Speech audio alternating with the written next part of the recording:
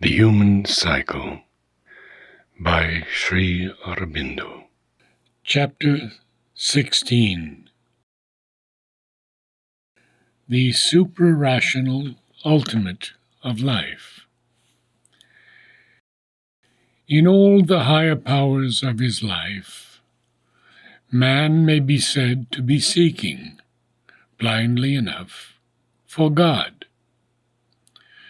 To get at the divine and eternal in himself and the world, and to harmonize them, to put his being and his life in tune with the infinite, reveals itself in these parts of his nature as his concealed aim and his destiny.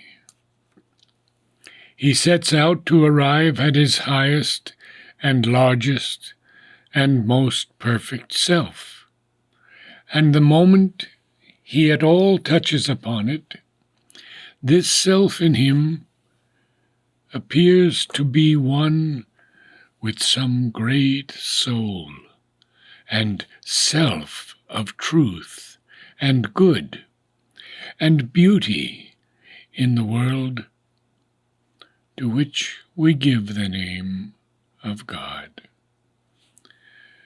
To get at this as a spiritual presence is the aim of religion. To grow into harmony with its eternal nature of right, love, strength, and purity is the aim of ethics. To enjoy and mold ourselves into the harmony of its eternal beauty and delight is the aim and consummation of our aesthetic need and nature. To know and to be according to its eternal principles of truth is the end of science and philosophy, and of all our insistent drive towards knowledge. But all this seems to be something above our normal and usual being.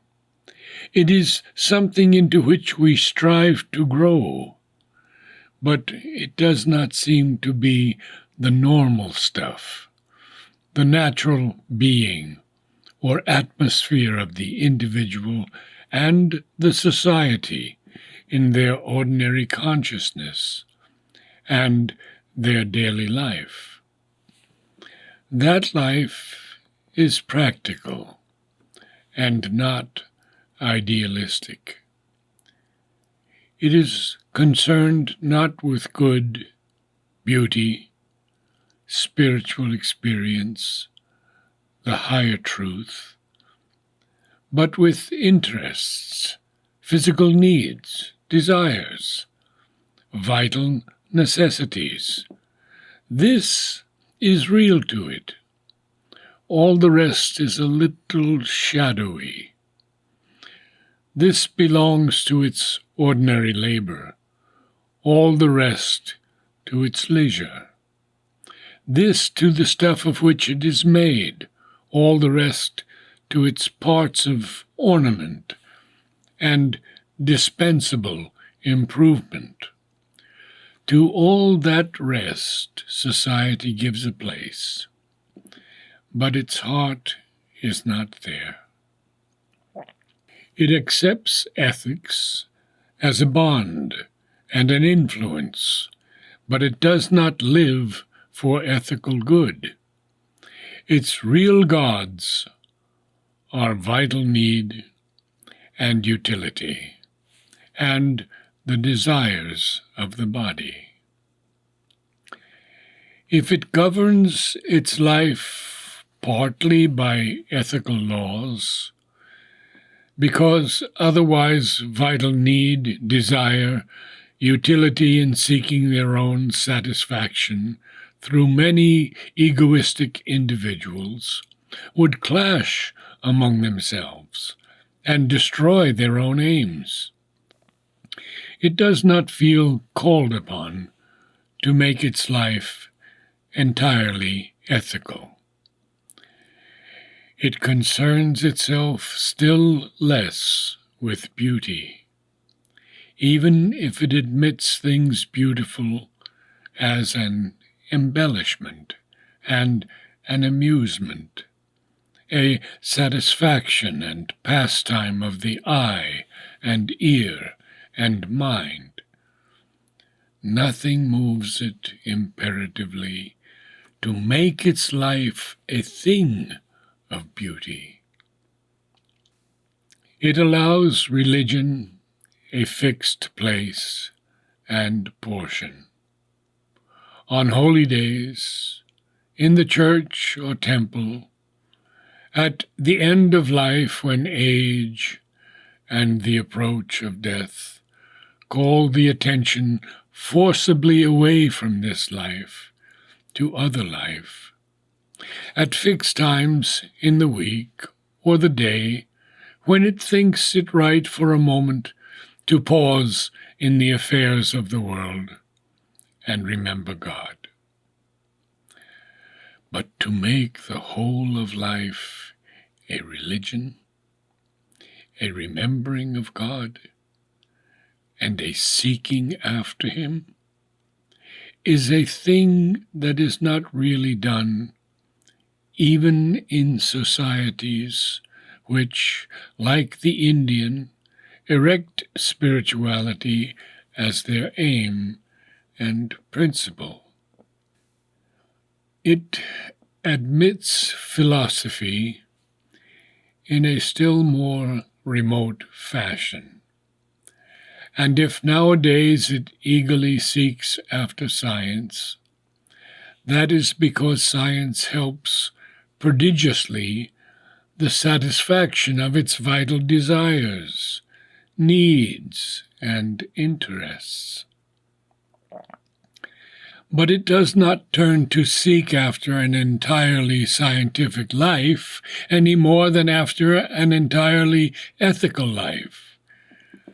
A more complete effort in any one of these directions it leaves to the individual, to the few, and to individuals of a special type: the saint, the ethical man, the artist, the thinker, the man of religion. It gives them a place, does some homage to them, assigns some room to the things they represent.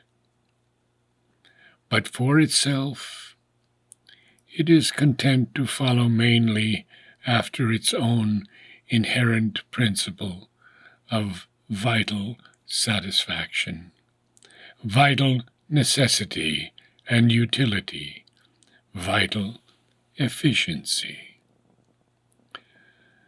The reason is that here we get to another power of our being, which is different from the ethical, aesthetic, rational, and religious. One which, even if we recognize it as lower in the scale, still insists on its own reality, and has not only the right to exist, but the right to satisfy itself and be fulfilled. It is indeed the primary power. It is the base of our existence upon earth. It is that which the others take as their starting point and their foundation. This is the life power in us, the vitalistic, the dynamic nature. Its whole principle and aim is to be, to assert its existence, to increase, to expand, to possess, and to enjoy. Its native terms or growth of being, pleasure, and power. Life itself here is being at labor in matter to express itself in terms of conscious force. Human life is the human being at labor to impress himself on the material world with the greatest possible force and intensity and extension. His primary insistent aim must be to live and make for himself a place in the world, for himself and his species. Secondly, having made it, to possess, produce, and enjoy with an ever-widening scope, and finally, to spread himself over all the earth life and dominate it. This is and must be his first practical business. That is what the Darwinians have tried to express by their notion of the struggle for life. But the struggle is not merely to last and live, but to increase, enjoy, and possess. Its method includes and uses not only a principle and instinct of egoism, but a concomitant principle and instinct of association. Human life is moved by two equally powerful impulses, one of individualistic self-assertion, the other of collective self-assertion. It works by strife, but also by mutual assistance and united effort. It uses two diverse convergent forms of action, two motives which seem to be contradictory, but are in fact always coexistent: competitive endeavor and cooperative endeavor. It is from this character of the dynamism of life that the whole structure of human society has come into being. And it is upon the sustained and vigorous action of this dynamism that the continuance, energy, and growth of all human societies depends. If this life force in them fails, and these motive powers lose in vigor, then all begins to languish, stagnate, and finally move towards disintegration. The modern European idea of society is founded upon the primary and predominant part played by this vital dynamism in the formation and maintenance of society. For the European, ever since the Teutonic mind and temperament took possession of Western Europe, has been fundamentally the practical, dynamic, and kinetic man, vitalistic in the very marrow of his thought and being. All else has been the fine flower of his life and culture. This has been its root and stalk. And in modern times, this truth of his temperament, always there, has come aggressively to the surface and triumphed over the traditions of Christian piety and Latinistic culture. This triumphant emergence and lead of the vital man and his motives has been the whole significance of the great economic and political civilization of the 19th century. Life in society consists, for the practical human instincts, in three activities: the domestic and social life of man, social in the sense of his customary relations with others in the community, both as an individual and as a member of one family among many. His economic activities as a producer, wealth getter, and consumer, and his political status and action. Society is the organization of these three things, and fundamentally, it is for the practical human being nothing more. Learning and science, culture, ethics, aesthetics, religion are assigned their place as aids to life, for its guidance and betterment, for its embellishment, for the consolation of its labors, difficulties, and sorrows. But they are no part of its very substance, do not figure among its essential objects. Life itself is the only object of living.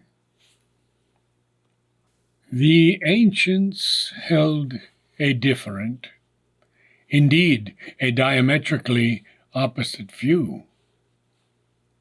Although they recognized the immense importance of the primary activities, in Asia, the social most, in Europe, the political, as every society must, which at all means to live and flourish. Yet these were not to them primary, in the highest sense of the word. They were man's first business, but not his chief business. The ancients regarded this life as an occasion for the development of the rational, the ethical, the aesthetic, the spiritual being. Greece and Rome laid stress on the three first alone. Asia went farther, made these also subordinate, and looked upon them as stepping stones to a spiritual consummation.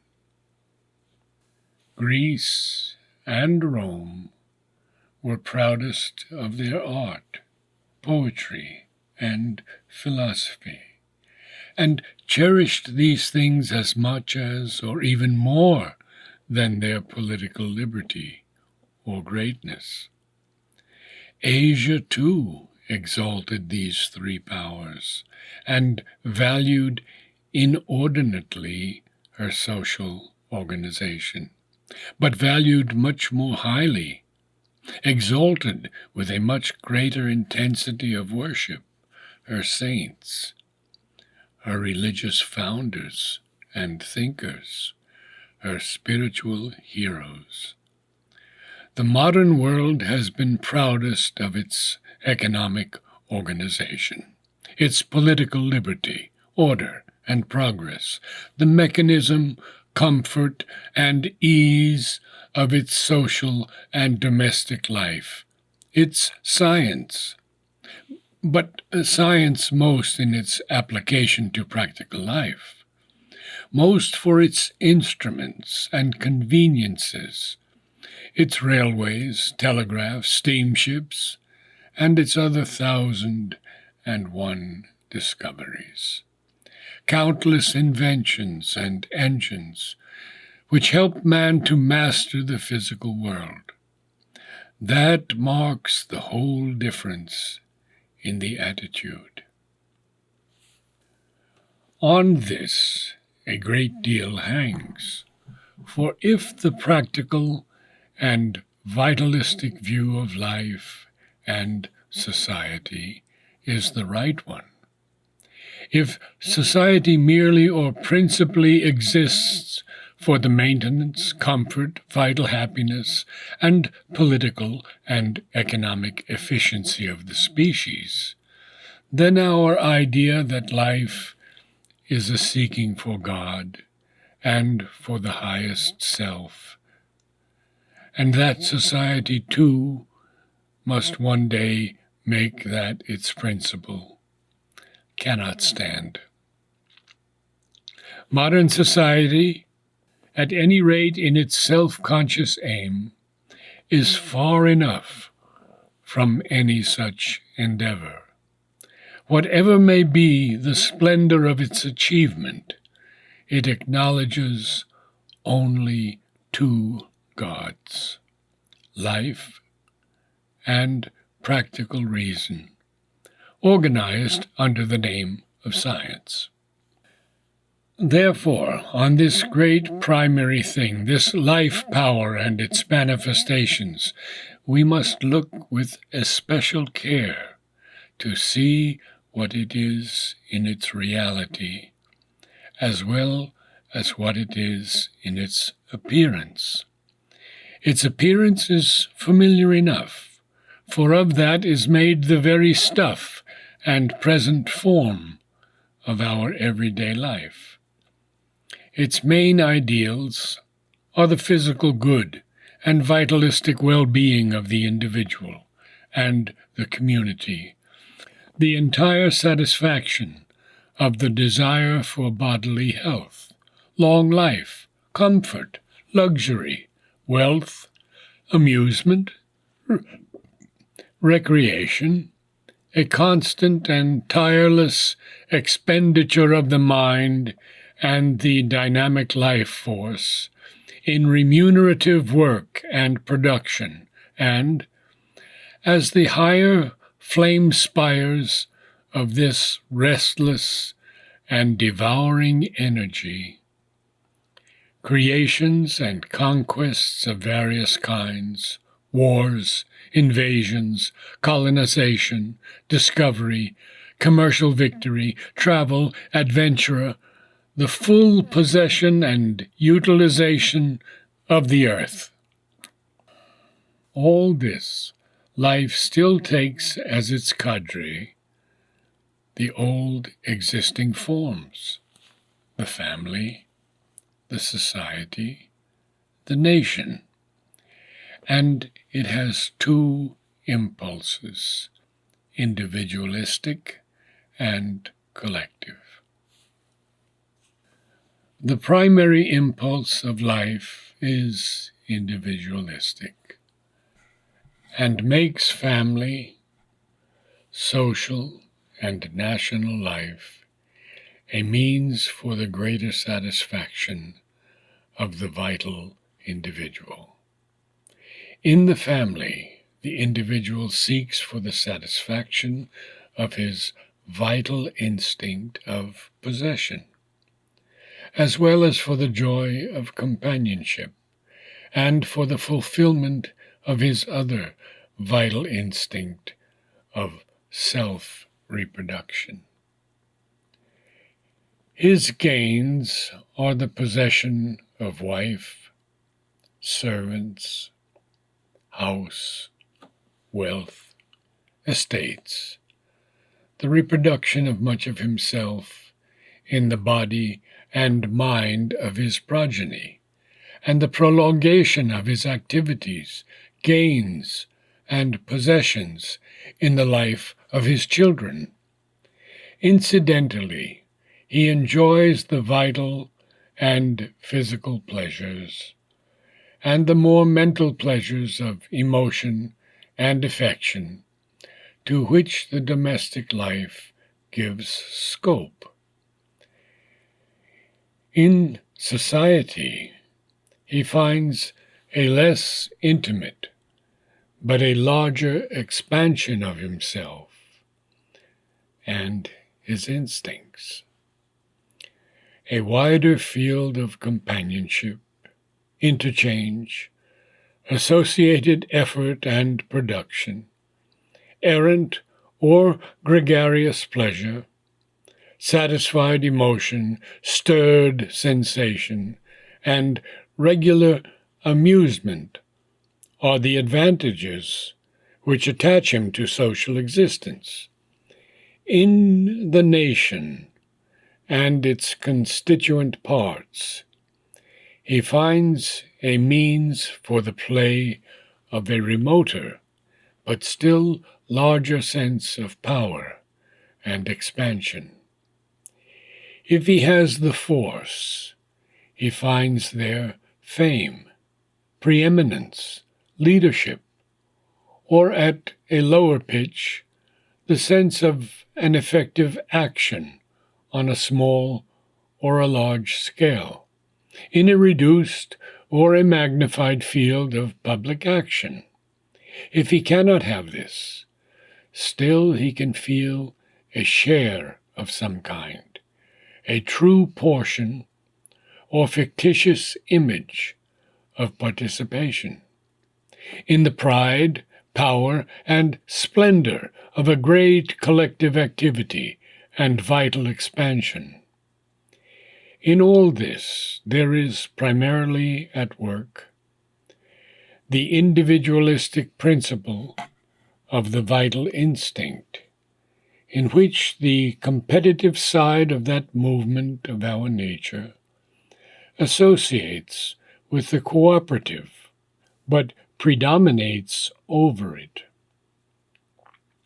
Carried to an excess, this predominance creates the ideal of the uttervist, to whom family, society, and nation are not so much a sympathetic field as a ladder to be climbed, a prey to be devoured, a thing to be conquered and dominated.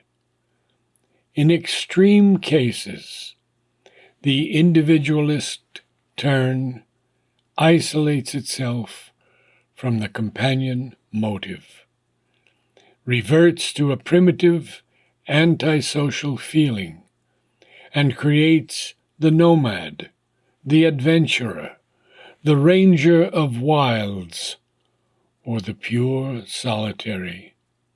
Solitary not from any intellectual or spiritual impulse, but because society, once an instrument, has become a prison and a burden, an oppressive cramping of his expansion, a denial of breathing space and elbow room. But these cases grow rarer, now that the ubiquitous tentacles of modern society take hold everywhere.